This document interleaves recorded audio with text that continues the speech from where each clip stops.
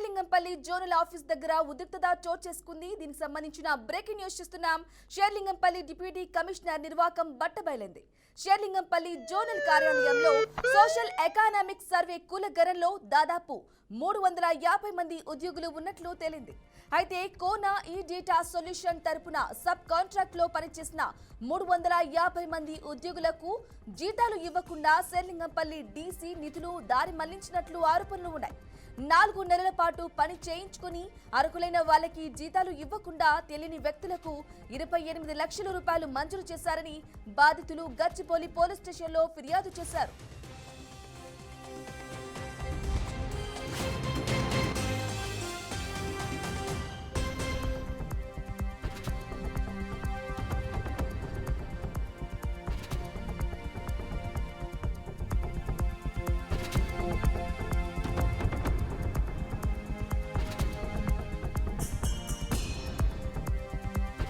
SS enterprises అని చెప్పేసి brother ఒక జిహెచ్ఎంసీ సర్వే కోసం సోషల్ ఎకనామిక్ సర్వే అని చెప్పేసి ఇంటింటికి తిరిగి కులగణన చేసి అరౌండ్ ఒక 300 మంది యువకులు దీంట్లో యాక్టివ్గా పార్టిసిపేట్ చేసి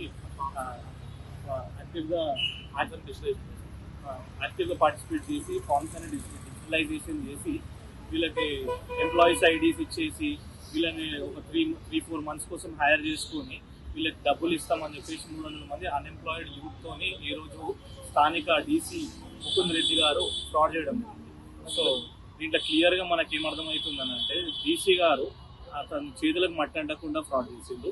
అరౌండ్ 28 lakhs రూపీస్ దారి మన ప్రభుత్వం యొక్క డబ్బుని మీడియేషన్ పని చేసిన వాళ్ళు ఒకళ్ళు ఉంటే వాళ్ళని మొత్తం అవుట్ స్మార్ట్ చేసి అతనికి నచ్చిన కంపెనీని అసలు నోవేర్ థర్డ్ కంపెనీని తీసుకొని వచ్చి దీంట్లో ఇన్వాల్వ్ చేసి డబ్బులు కొట్టేద్దామని క్లియర్గా చీటింగ్ అండ్ ఫ్రాడ్ చేసిండు.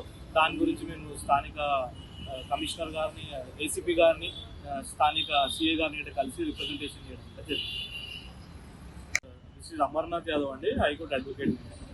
సో ఎస్ఎస్ ఎంటర్ప్రైజెస్ అని చెప్పేసి బ్రదర్